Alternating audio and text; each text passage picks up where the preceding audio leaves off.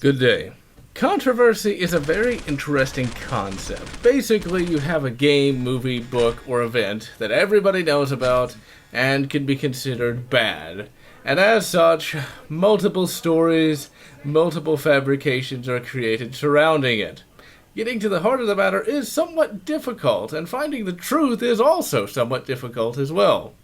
Thankfully with the game, that's fairly easy. We all know that Mortal Kombat did not corrupt the youth because they were fighting each other.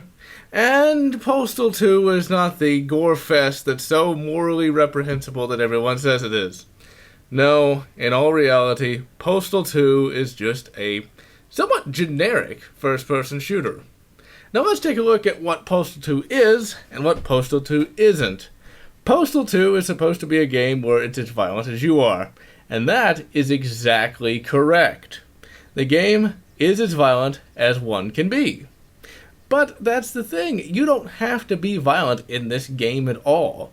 In fact, you can go throughout this entire game without killing a single person. It's relatively difficult, but it can be done.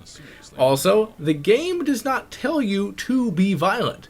The game gives you a list of innocuous objectives and you have to complete them. Now, these objectives range from collecting signatures to buying milk. At no time does it say massacre the entire town and then urinate on their corpses.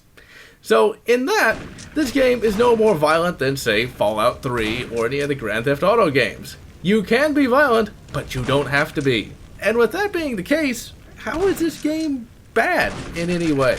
Because if the logic used on this game is valid, then you have to use that same logic on, say, a game like Fallout 3. In that game, you can be as violent as you want to be. You can shoot random villagers, you can detonate a nuke in a town. Now this game could actually be considered somewhat less violent than Grand Theft Auto, because in this game you don't get an objective of kill X amount of people to progress. You don't have to kill anybody, and there's no objective saying you have to.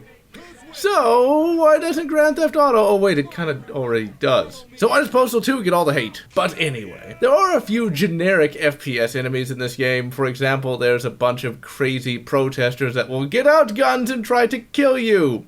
For either A, reading books, or B, working at a game company.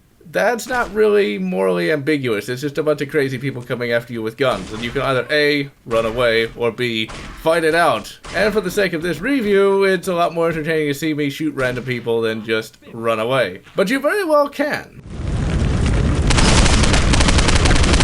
Just kidding.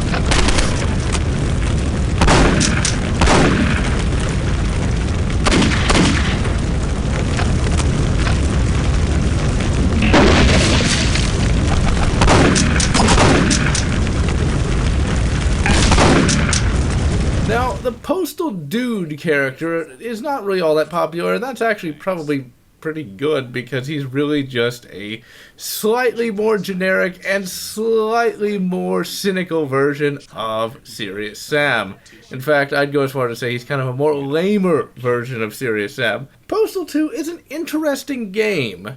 It's not all that amazing or groundbreaking or anything like that, just interesting. It's a game that basically gives you all the powers of a first-person hero put into a slightly realistic world. And it basically says, if you want to complete the objectives, go ahead. Or if you want to kill everyone, you can do so too, but that means you're the bastard for doing it.